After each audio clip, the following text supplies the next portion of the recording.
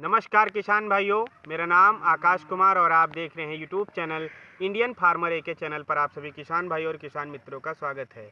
और Indian farmer एके ही नाम से मेरा इंस्टाग्राम अकाउंट है, उसको भी आप फॉलो कर सकते हैं। आज हम लोग एक किसान भाई का कमेंट आया था कि भैया दूसरे सिंचाई में गेहूं में कौन सी फर्टिलाइज़र डालें जिससे हमारी जो कल्लों का फुटाव है और जो यानी कि उत्पादन है वो बढ़ाया जा सके। हम इन्हीं सब टॉपिकों पे बात करेंगे क्योंकि अब दूसरी सिंचाई इस समय आ रही 45 से 55 दिन का गेहूं का समय हो चुका है और टिलरिंग यहाँ पर कल्लों का बनना स्टार्ट हो गया होगा। तो इसी समय पर आज मैं अपनी फील्ड पे बैठा हूँ रामा कृषि फार्म पे। आप देख सकते हैं ये 55 दिन की 45 से 55 दिन की क्रॉप हो चुकी है जिसको मैं आज अपनी मेड़ पे बैठा हूँ। उसके बाद आती है कि इस समय भैया कौन सी फर्टिलाइज़र डालें जो इफ़ेक्टिव भी हो, ज़्यादा खर्चा भी ना आए और आपकी जो प्रोडक्शन है उसको भी बढ़ा सके। आप अगर बहुत किसान सजेस्ट करते हैं कि डीएपी डाल दे, एसएसपी डाल दे या माइक्रो न्यूट्रेंट का कोई छिड़काव कर दे, तो मैं इन्हीं सब टॉपिक पे बात करूंगा कि कौन सी फर्टिलाइज़र आप देना चाहिए या नहीं देना चाहिए।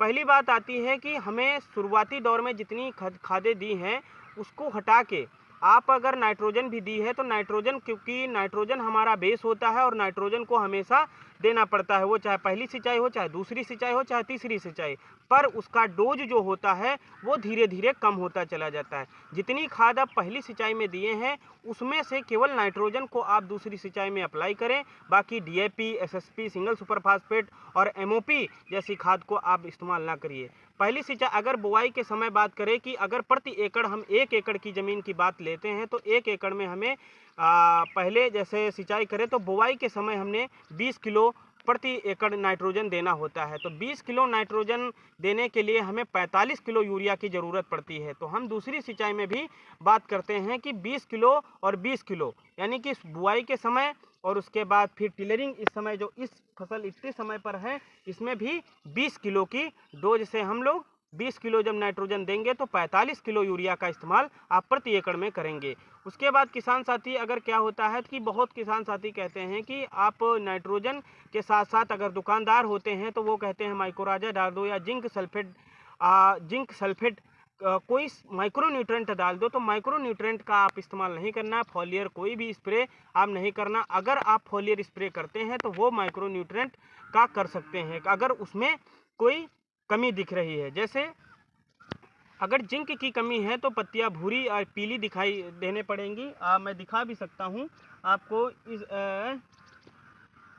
इस तरीके से पीली दिखाई पड़ने लगेंगी। अगर और जिंक की कमी के कारण भी आप भूरी दिखाई देनी पड़ती है। आयरन की कमी से पत्तियां क्या होती हैं कि आपकी सफ़ेद यानी कि वाइट कलर की दिखाई देने पड़ती हैं। तो उसको दूर करना है तो आप किसी माइक्रो न्यूट्रेंट का इस्तेमाल कर सकते हैं, मगर माइक्रो न्यूट्रेंट का ज़्यादा इस्तेमाल ना करें क्योंकि अगर ज़्यादा इस्तेमाल करेंगे तो पत्तियों को भी जला सकता है। अगर माइक्रो न्यूट्रेंट का इस्तेमाल करना चाहते हैं तो उसमें जैसे 4 से 5 ग्राम प्रति लीटर पानी में आप मिलाकर फॉलियर स्प्रे कर सकते हैं। अगर कोई माइक्रो न्यूट्रेंट का स्प्रे कर रहे हैं तो वो गेहूं में नाइट्रोजन इसका बेस होता है। अगर नाइट्रोजन आप दे रहे हैं तो वो दूसरी सिंचाई में कल्लों का फॉर्मेशन और कल्लों की बढ़वार और अधिक पैदावार। अगर इसी जितना मैंने डोज बताया कि 20 किलो ही नाइट्रोजन आपको देना है प्रति एकड़ दूसरी सिंचाई में, केवल नाइट्रोजन। अगर नाइट्रोजन के साथ अगर कोई न्यूट्रेंट की कमी आती है तो आप उसके संग जिंक सल्फेट या कार्बन सल्फेट आती है या सल्फेट जिंक आती है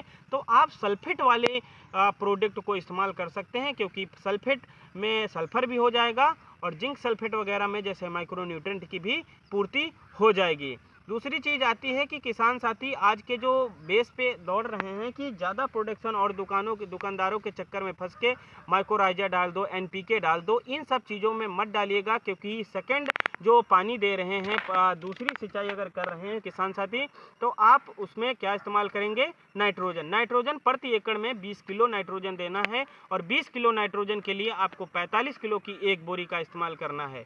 थैंक यू सो मच। और किसान साथी मैं बताना चाहूँगा कि अगर कोई माइक्रो न्यूट्रेंट देना चाहते हैं तो वो आप फॉलियर स्प्रे करिएगा, ना कि उसको बेसल डोज में यूरिया के साथ मत दीजिएगा, क्योंकि वो जड़ें इनकी जो हैं वो नीचे जा चुकी हैं जिसका एप्लीकेशन पौधा नहीं पा पाएगा। तो थैंक यू सो मच। मेरे इंडियन फार्मर एके चैनल को लाइक करिए, शेयर करिए, सब्सक्राइब करिए।